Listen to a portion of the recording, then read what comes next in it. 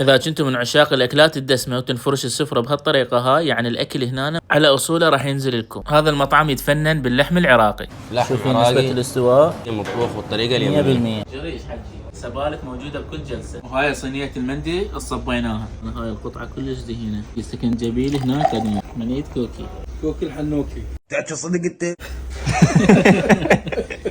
شوف لي اللحم، لحم ذايب يعني على أصوله. شوف له شلون يتفلس. والدقوس طعم صدق خيالي. كوكي انت شلون يتعلم هاي مال سكنجبيل؟ هم دراسة ببنغلاديش؟